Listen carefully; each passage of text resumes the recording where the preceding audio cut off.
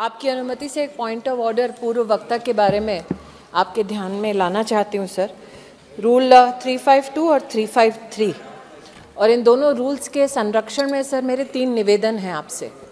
एक, महामहिम राष्ट्रपति जी को सेंगोल, पवित्र सेंगोल की छत्र छाया में आपने हम सब की ओर से स्वागत किया। उनके उद्बोधन के लिए हम सब उनके प्रति आभार व्यक्त करते हैं, किंतु सदन और महामहिम राष्ट्रपति जी के मध्य में जो पत्राचार है, निमंत्रण अथवा सदन को संबोधित करने वाले जितने भी व्यवस्थाएं हैं, उस पर पूर्व वक्ता गौरव गोगोई जी ने जो आपत्तिजनक टिप्पणियां की हैं, मैं आपसे आग्रह करती हूं कि उन आपत्तिजनक टिप्पणियों को आप एक्सपंज करने की कृपा करें।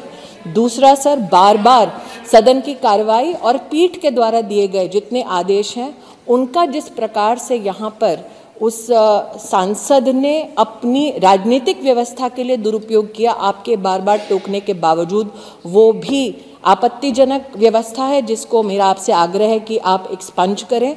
मेरा दूसरा आग्रह सर, इस लोकतंत्र की ये गरिमा है कि प्रधानमंत्री पद पर राष्ट्र के हमारे नागरिक चुनकर एक व्यक्ति को विद्यमान करते हैं। उस पद के लिए, उस गरिमामय पद के लिए महाराज शब्द की जो उपाधि आज यहाँ पर एक सदन में सदस्य ने इस्तेमाल की, उसको भी आप एक्सपंज करें। और मैं इतना कहना चाहूँगी, उनका द्वेष नरेंद्र मोदी के खिलाफ हो सकता है, लेकिन गरिमा विहीन टिप्पणी प्रधानमंत्री पद के लिए ना हो, इससे संसद भी आहत होता है और वो वोटर भी जो लोकतांत्रिक तरीके से चुनकर अपने प्रतिनिधि को सदन में भेजता है। और अंतिम सर, मेरा निवेदन आपसे 352 और 353 के संदर्भ में, ये बार बार इस वक्ता ने कहा कि हमें शर्म है इस बात की कि हम हिंदुस्तानी हैं। ये गौरव, हम इसकी अनुभूति हमें 2014 से पहले नहीं थी।